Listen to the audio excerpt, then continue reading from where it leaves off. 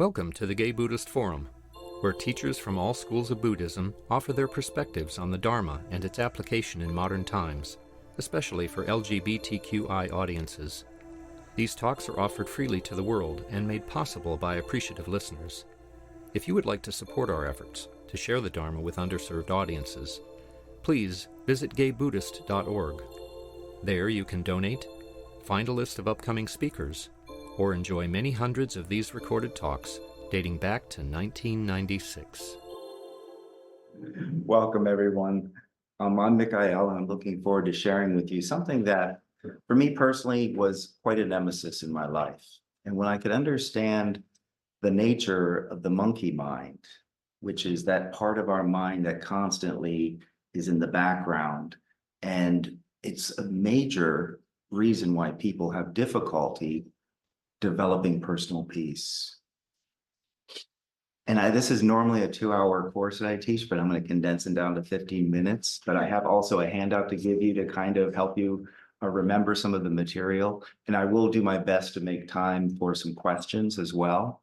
But I want to dive into understanding this nemesis, because the monkey mind is born of the immature ego, not the negative ego, but the immature ego. And it's rooted in regrets from the past and fear of the future. It's the judgmental mind. And most of us know that judgment is something that is challenging to move beyond, and mostly because people don't have a replacement or a substitute or the true nature of decision-making. And so today we're going to embark upon understanding the nature of our ego and learn how to tame that monkey mind. Do you remember when you were a little boy and you would like get up on Saturday mornings to watch cartoons, and you'd be watching a cartoon and somebody's trying to make this big decision, and then on the shoulder pops up the devil that says, just do whatever the hell you want. And then on the other shoulder would be that little guardian angel that says, don't do the right thing. Those are the dual voices that we all contend with, because the first principle of spiritual growth is to know thyself. And it's really about know thyself, because we have an ego personality, which is here to help us to feel safe and grounded and connected to the physical world. It's not something to kill, to get rid of. Most who teach and many who learn about the ego think of it that way. This is my nemesis. I must, resist it and control it and force. And no, you're going to learn a new approach today that can heal it and mature it so it becomes from enemy into ally. And then we're going to talk about not only what fuels the monkey mind, so you can learn how to take away its fuel supply, but you're going to learn about the 5 common mental chatter patterns of the monkey mind with their antidotes. So like I said, I've got a lot of material to cover, and I will pause periodically for questions. So let's dive into understanding what and how the monkey mind operates. So to begin with, we have to understand the nature of our ego. And why should we want to understand the nature of our ego?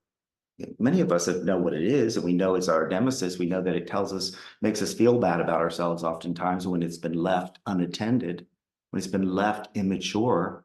And there are 5 stages of development that we all went through as human beings. When you came here and separated from the divine, this pure light, this pure consciousness, this soul and spirit, your truer self, you came into the world of duality, and therefore part of your consciousness divided. And that other part of the consciousness was the personality ego self, and it was separated to make you safe, to protect you. And it only takes in information from the 5 physical senses: touch, taste, smell, hearing. Did I miss one? Touch, taste, the 5 physical senses. And that's all that it gathers information from. So the ego thinks, oh, the world's flat. But it took somebody who had wisdom and connection to see that the world wasn't flat. The ego only gathers information from the physical world. That's why it often leaves us in a conundrum. But the first stage of the infantile ego, when you come into this lifetime and you are grounded in the infantile ego, your greatest concern to feel safe is, am I getting enough? Am I getting enough love? Am I getting enough attention? Am I getting enough food? And when you don't, you scream and cry, and the world revolves around you and comes running with a bottle, with food, with a blanket. And so the infantile ego, in order to feel safe, is, am I getting enough? And it's totally self-centered, completely self-centered. And we've all been there.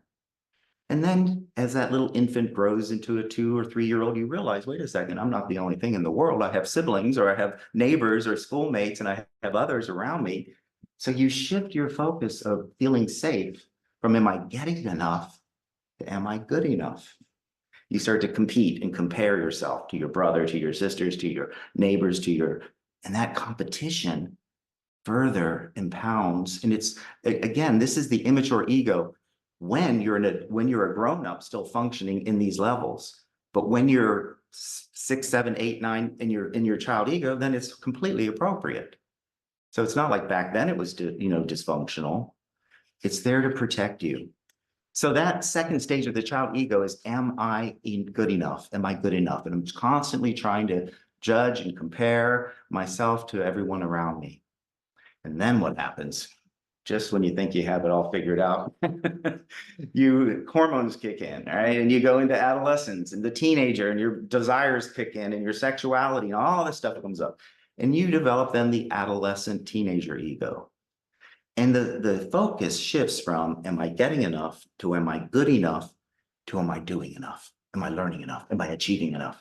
The adolescent teenager ego, am I doing enough, learning enough, achieving enough? Those people that have to get 400 degrees to validate themselves because I'm not sure if I'm enough yet. And it goes through that whole kind of concept of the ego-driven force. If I could only know and learn, and I'll feel safe, I'll feel secure.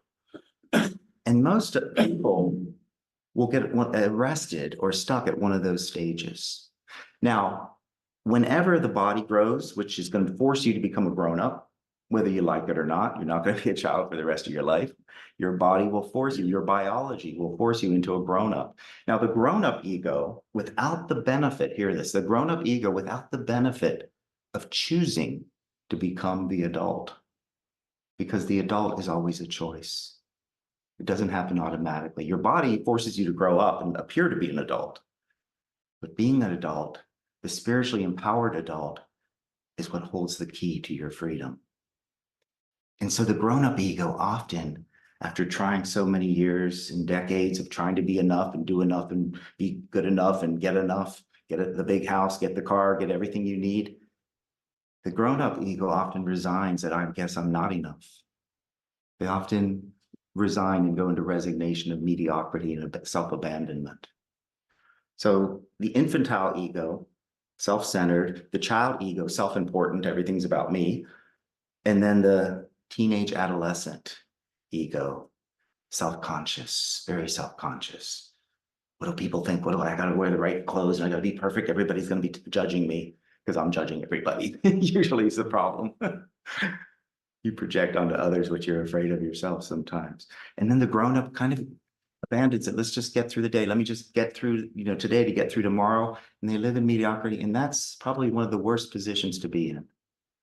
But when you, such as yourself, who have developed and chosen to deepen your connection, to know your other self, your soul, your spirit, through whatever your spiritual practice is, you have an opportunity to become the spiritually empowered adult. And what is that characterized by? And this is not a linear process, by the way. It's not like, okay, when I was an infant, I did this, checked out. No, it's exponential. So there's a part of you inside of you that's still, am I getting enough? Am I good enough? Am I learning enough? And then I guess I'm not enough until you heal and open up to your spirituality. Then you can step into the adult that says, I am enough. I am enough. I am secure enough. I'm creative enough. I'm resourceful enough. I'm connected enough. I belong enough. Not better than, not superior, enough. And I didn't notice it's not good enough. I'm enough. Good is a judgment, right? And so the stages of the ego, so important to understand and to look at, where am I arrested?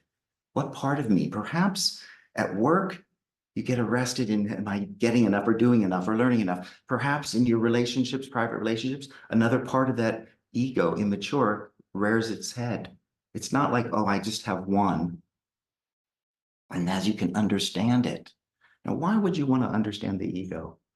Did we just try to repress it or get rid of it or kill it like some people say you should do on a spiritual path? Why do you think you would seek to pay attention to it and understand it?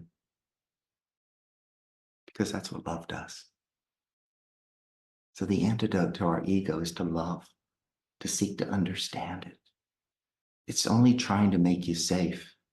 You see, the human animal and animals have instinct to protect them.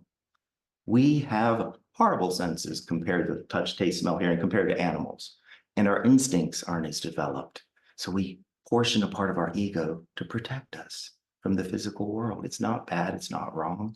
And when we can let go of our judgment of our ego and make peace with it, we can then begin to take our power back, and we can begin to heal it, where it can come to a position where I am enough. I am enough. And so that's important as the backdrop, to have kind of this understanding of the nature of the ego. Now, what fuels the monkey mind, the immature ego? What fuels it? What keeps it going? Limited, outdated beliefs that you haven't bothered to shift and to change. The limited, outdated beliefs from the past is what fuels the monkey mind. And self-rejection versus self-acceptance. I teach a 7-week course on becoming your empowered self. The first stage, the first week, we talk about self-awareness. Now, it's not enough just to be aware of yourself, is it? Because you have multiple selves, as I mentioned. You have an ego personality, and you have your soul and spirit, that little angel, that devil. So to accept yourself is also to accept the part of you that you're not proud of, to accept the, quote, unlovable parts of yourself. And that's where the journey of spirituality becomes a transformational journey. It's not about appearing in performance and trying to look perfect and spiritual. It's about loving and understanding and connecting with compassion to all parts of ourselves. And so self-acceptance that leads, or self-awareness that leads to self-acceptance is the key. Because you can become aware of yourself and say, yeah, I'm a real schmuck, right? And the ego, you ask the ego who it is, and it'll identify with what it does, or what it has, or its behavior. I'm an alcoholic, codependent, schizophrenic, adult child of whatever your parents did to you. That's who I am. I'm like, no, that isn't. That's who you've become. That part of you called your ego. But you also have this grand, majestic, powerful soul and spirit within you.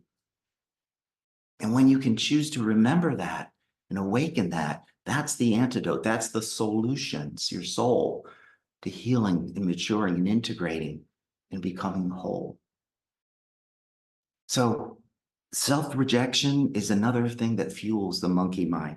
Controlling parental voices in our heads. Remember those? You should do this, you should do that, you shouldn't do that. That's your parental voice that is often indicating that I have to heal my relationship with my parents.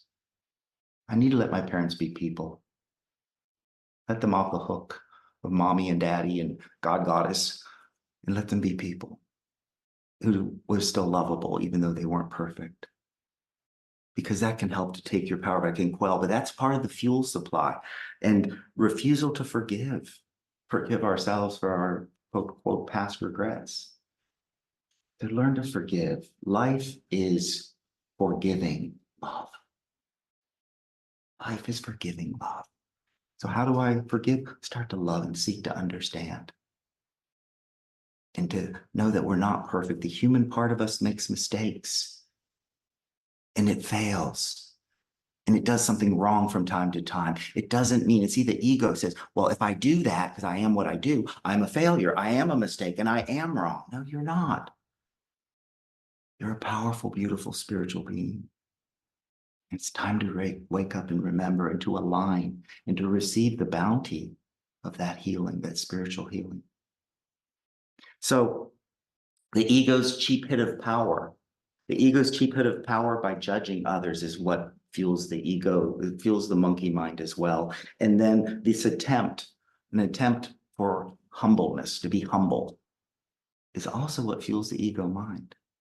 Meaning I self-deprecate, I self-diminish. And what that comes from in most spiritual contexts is, humility is a valuable, valuable state of being. But people make it into humble, I'm nobody, I'm nothing, I'm just subservient to everybody. That's not what humility is. Humility is allowing each moment to be brand new. That just because your partner has every morning you got up and he's reading the paper before he goes to work and ignores you. Today can be different. That's what humility is. I'm not going to project the past. I'm going to let it be different. And you'll be surprised when you make that conscious shift, how quickly things change in your reality. So we've gone through now major part. Let's get into some of the nuts and bolts here. Let's talk about those voices in our heads, those monkey mind messages that I've come up with. There's more than, I've only today going to talk about 5 of them. There's 7 I usually talk about, so I'm going to kind of dovetail them together because of the time. But I'm going to give you a handout, and I'll do that right after this handout that will have this to help you to recall. This will make it a little bit faster for me as well. So the very first monkey mind game of the ego is the mind reader fortune teller. The mind reader. The mind reader are those people that like to believe they know it all and have all the answers. The mind reader assumes that they understand what other people are thinking. The fortune teller is predicting the future. As an example, your partner doesn't say hello to you when you get home at night. They must be mad at me. That's a mind reader because you don't know the truth. You don't know what the fact is. They could have parked their car and had an argument with the neighbor. But you automatically assume, well, if they're not talking to me, they must be mad. That's mind reading, and you don't have the truth. That's what that little ego does, is it always tries to hold you back. Now, an example of the fortune teller would be after a meeting, you'd say, oh, they hated it. I'm never gonna get this account. That's fortune telling, predicting a future that you don't know yet. The second pattern of the monkey mind is excessive generalization. To overgeneralize everything is seeing the overview without the benefit of understanding the details. Sweeping assumptions about a group of people. All men are, all women are, all blacks are, all gays are, all Asians are. That sweeping general, all Republicans are. Yeah, that's a good one. I was on the phone with a friend and he was talking about how horrible the Republican, and I'm like, wait a second, back down. Do you remember when we were crucified by being gay and people would judge and assume that we're all the same? You're doing the same thing with the Republicans. We're not all the same. Gay men aren't all the same, and we're not stereotypes. Let's let that go. But anyways, it's a button pusher these days. The third monkey mind is the drama king queen, which is the magnification. This is the part that wants to magnify everything. Nothing is good as it is. They are the exaggerator. They don't tell the truth. They're always exaggerating. Oh, this is the worst week of my life. What happened? Well, I had a hangnail, and it's like, come on, really? That's the worst week? But it's that over dramatization. And one of the things about it is the magnification of your weaknesses and fears, your hopes and dreams. It exaggerates them to the extremes. The drama queen functions by catastrophizing small events as well. Grandiose storytellers. After making a mistake or mistaking somebody's name, now they're going to think I'm arrogant and don't care about anybody but myself. That's, magnifying it. Feeling a small fluttering in your heart or your pulse, and you think, oh, I'm having a heart attack, and you rush to the emergency room. That's all part of that monkey mind. So the fourth one is the should labeling. How many of you are always shoulding on yourself? Yeah, the shoulds. I should have done this. I should have gone to the gym. I should have. Well, what's the antidote? What's less painful? What's more compassionate? When you can change the word should labeling to could. I could go to the gym versus I should go to the gym. See the difference? The energy behind that one word, I could. Now, what am I going to do? But when you change shoulds to could, that can help you to be the antidote to release that. And then finally, black and white thinking. The black and white thinking is the ego's tendency is the very adolescent ego. You're either my best friend, my worst enemy. Everything's black and white, cowboys and Indians. There's no gray, no middle ground. And it looks for the shortcut. The ego doesn't like to think or feel. It will either agree or disagree with everyone around it, but it won't really think about, is this right? What do I think about it? And you see, that's what leads to judgment. Judgment is a black and white statement that you make to avoid conversation, to avoid connection, to separate. That's what judgments do. They separate. That's why people judge their feelings, their emotions, their anger, their hurt. Because if I can judge it and push it down, I can separate and not feel it. And unfortunately, it works. But then it metastasizes and it causes all kinds of problems eventually. The energy needs to be expressed. And if nothing else, whenever you've repressed that energy, when you can bring it up And through you, you release that energy and you no longer attract more reasons to get angry. But understanding how this works, judgment, what is the antidote to judging? Discernment. Discernment. See, a discernment is different than a judgment. A judgment doesn't think and feel or evaluate the person in front of you. It says, this person's black, this person's gay, this person's a Republican. Shut down communication, push them away. Where discernment says, I'm curious about this person. Who is this person? What they're about? Yeah, they happen to be black or they happen to be gay or they happen, but I want to get to know them and I'm going to think and feel and evaluate their character. Is this a good fit or not? And sometimes it is and sometimes it's not. But when you discern and let go of a person, there's a whole different energy than when you judge them and push them away. And even judgments that aren't spoken, people feel. You've been at a party and you talk to somebody, something comes up, you say something, all of a sudden you feel that disconnect and the breaking apart of the energy. It's very, very palpable. And you know, God doesn't judge. God is all that is. The divine doesn't judge. We judge ourselves. We say we're unworthy, unlovable, not good enough to come home. They're waiting for us to choose to love ourselves enough, to lift our vibration so we can receive that love from them. God doesn't judge, so then why stop judging?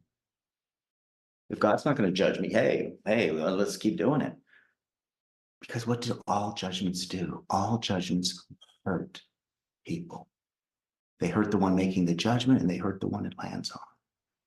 So you decide who you want to be. If I want to be a hurtful person, keep judging. If I want to be a compassionate person, let me start to discern and to think and to feel and take my power back from that fuel supply. So those stages, and I'm going to go back through this. This all has antidotes real quick. The mind reader, fortune teller, the antidote is to practice humility. I don't know what's going on. I'm not going to assume. That's the antidote. Let me start practicing more humility. The excessive generalization is to remember the details and focus on getting to the facts. Not to generalize things, but to get down to the facts. Focus on the detail because you tend to look at the big picture without narrowing in on the circumstances. The drama king or queen, the antidote is that you're not boring being yourself. You don't have to exaggerate everything to get attention. Am I getting enough attention? Am I getting enough love? Am I getting enough? You know, the drama queen, they love to get attention. They're out there and they're often in the infantile ego when they're in that position. Not all the time. Should labeling, as I already mentioned, replaced with could. Black and white thinking is to let go of absolutes. We're complex human beings. We're spiritual beings. We're very complex. And complex doesn't mean difficult. It means intricate. It means intricate. And you're an adult, or at least a grown-up who can choose to become an adult, but you have the capacity to think and feel and to choose to be conscious and to choose to know you're enough and to choose to know that you love good enough. You're not a sinner. You have shame that was dumped on you by well-meaning people in the past. And as you can heal, we're going to talk about some techniques now. Real quickly, I hope we've got enough time. How are we on time? Okay, cool. So let's talk about some techniques though. Okay, Michaiel, I understand the concept. I've got the pattern. I can see some of this in myself or in somebody I know. It's easy to judge others than yourself. This reminds me of my sister. So let's talk about some of the techniques. The first one, and this works beautifully when you're scattered or whatever, but if you're in that monkey mind and you can't get this voice out of your head, kind of like a bad song, you know, on the radio that you listen to and it follows you around all day, you know, this is you need to be more sensual.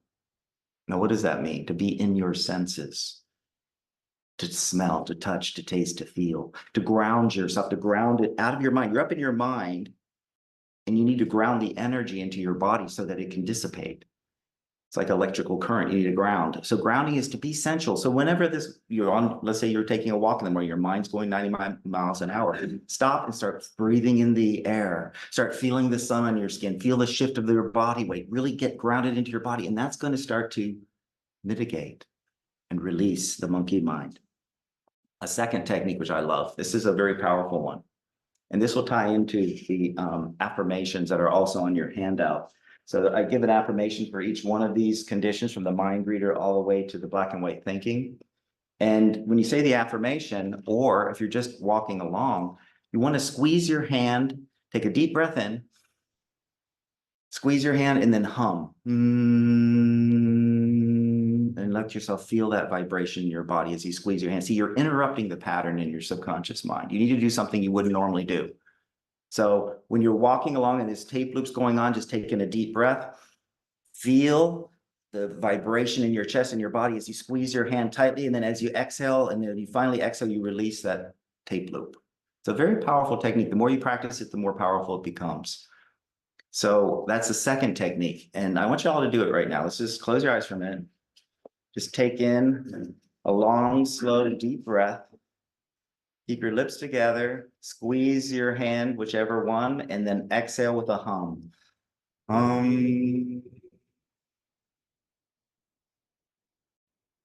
Feel it through your body.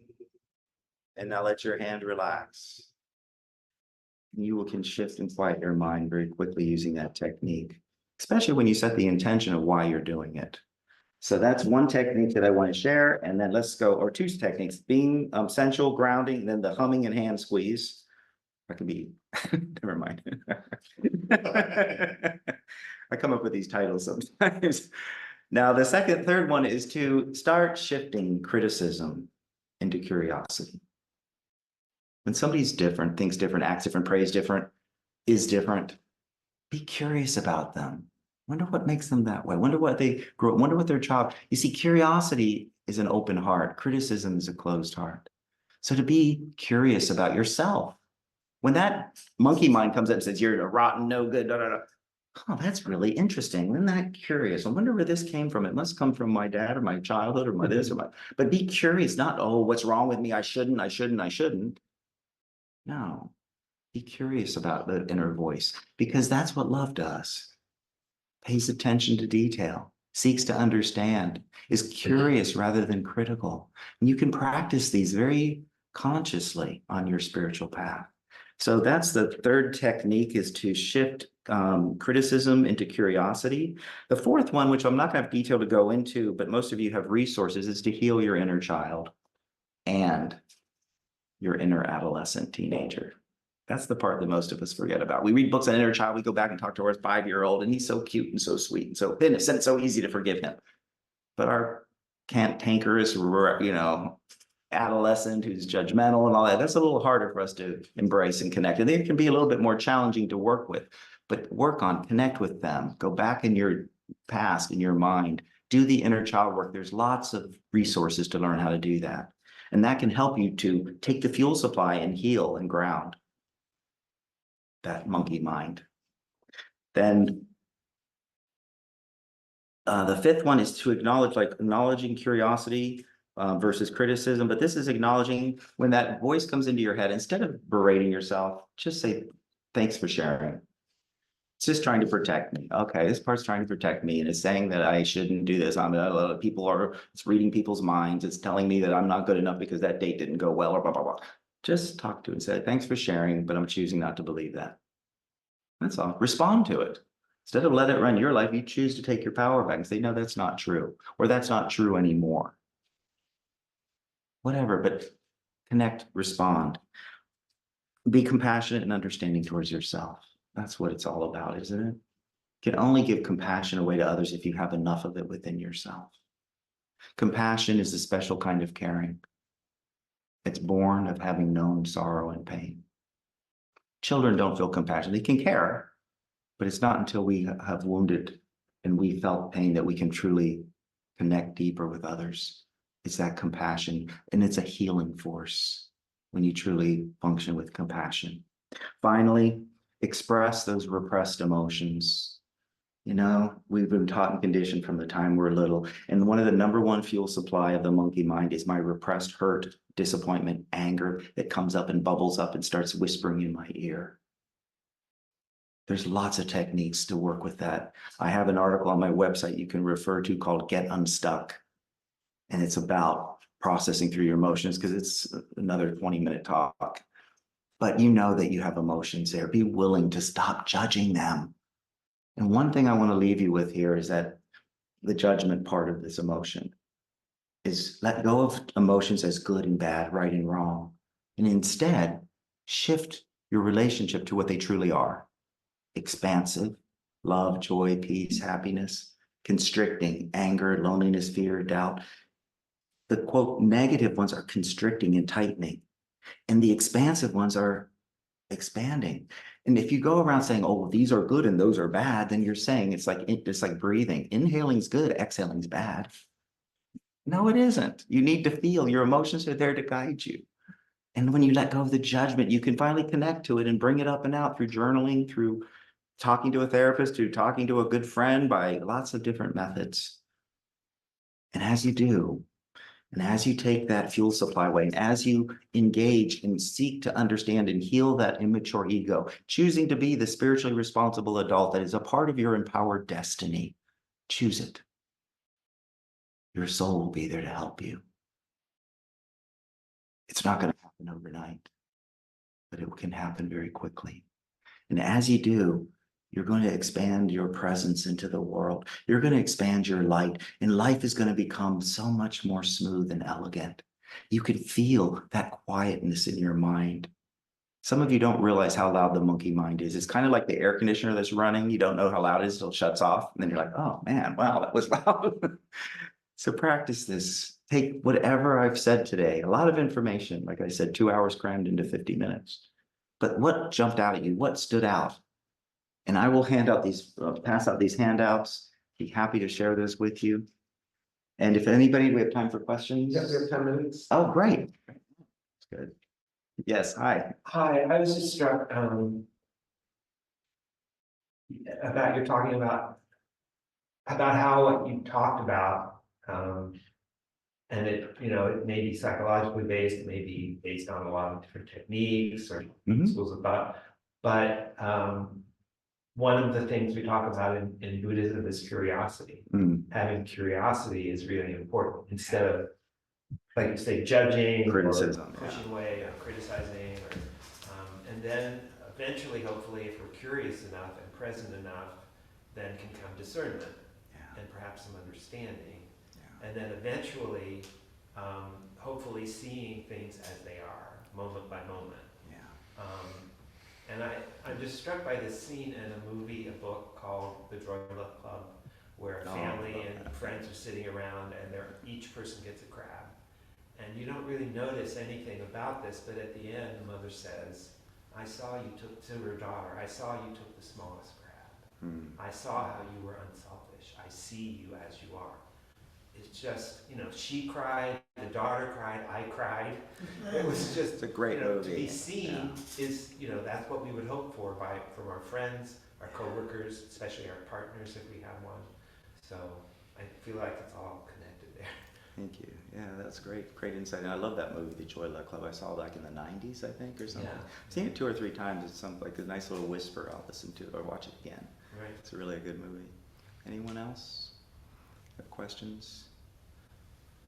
So, replacing judgment with discerning, seeking to understand rather than to criticize, seeking to have humility to let it be different this time. You are so powerful. You are beautiful, majestic spiritual beings. And we are in a time of great awakening, a time to wake up and to remember the truth of who you are, not who you've become. That was part of your journey, though. Don't judge your past. Don't judge your past. It was part of your path. And as unique as each of us are, that's what the divine is trying to discover within itself. God got us all that is. We are divine, unique expressions of what's possible, which is infinite. And you are unique. When we can embrace that and accept our uniqueness, embrace our humanity and our flaws and our weaknesses as well as our strengths, that's what it means to be vulnerable. To be vulnerable, people think of as exposing your underbelly. How can you hurt me, right? That's part of it. But exposing your beauty and your strength and your talent and your gifts is vulnerable. Exposing the truer self that's more real than the ego's poor me, I'm not good enough stuff. So let yourself be vulnerable. Let yourself expose and stand in your beauty and strength, sharing it with the world. The world needs more of who you truly are to come forward. And so with that, Jeff online has a question. sure, Jeff. Hi, Jeff. Hi, Michaiel. Thank you for a very good talk. I appreciate how much you've broken down the human egoic, personality issues. And, there's so many examples of people in the spiritual world who really haven't done their personal work. And most of us are really good at spiritual bypass. And, uh, it's both, right? It's really both. Spiritual fibrillation, right? Yeah, yeah. And Ram Dass used to say, more soul, less roll. You know, Yeah. yeah, yeah. The So, soul is such a beautiful part of all of us. It's by nature, it's feminine. Your soul's feminine by nature, and your spirit's masculine. Your soul's connected to the goddess. Your spirit's connected to God. And I'm talking about the feminine consciousness, not gender here. When you understand that the feminine consciousness is imagination and it needs willpower, willingness to imagine, but willpower is the masculine. Desire is feminine. Action is masculine. So imagine something. Am I willing to do it? I desire to do it, and I'm going to take action. That's the masculine and feminine working together. Feelings are feminine. Thinking is masculine. Logic and reason, or rather intuition, feminine. Logic and reason, masculine. And when we bring these two together, you give birth to wholeness. You become empowered. When your thoughts and your feelings connect, there's a Bible quote that says, as a man thinketh in his heart, so is he. What does that mean? As a man thinketh with feeling. Because otherwise the monkey mind, you're up here thinking with a little feeling except self-degradation and judgments. But when you can feel and heal, so that masculine and feminine energy is connected, the feminine is connected to the soul, and as gay men, creativity is feminine, productivity is masculine. So as gay men, do you think that you have in touch with your feminine consciousness? Did you have a lot of desire compared to your straight male friends? Did you have a lot of creativity? Did you have a lot of passion? Passion is feminine. Compassion is masculine, believe it or not. In a twisted, chauvinistic world that has twisted the masculine to deny compassion. But when you bring these together, and as gay men, we came here to heal and to bring the goddess and the soul back into the equation. And it's worked. From the time I was a little boy, now you see these men out there that are just so much more balanced in their masculine and feminine energy because of us as gay men, because of all of us as generations. That's part of your beauty and power. You came here to restore the soul within humanity. That's part of your great work as a spiritual being, just by your presence. And as you heal that relationship, let go of the judgments of masculine and feminine, and let them give birth to a new you. You can kick off 2024. It's a year, I call this the year of presence and appreciation. You can expand your presence into the world. So thank you all. And any other questions? If not, I would like to mention one thing, that I have a men's group starting in 2 weeks. Any questions online or in the room? Yes, hi. Where are you located or based? I'm here in San Francisco. Yeah, I live in the Castro. And I last year I started back my Gay Community Circles men's group. It's a gay and bisexual men's discussion group. It's a 6-week program.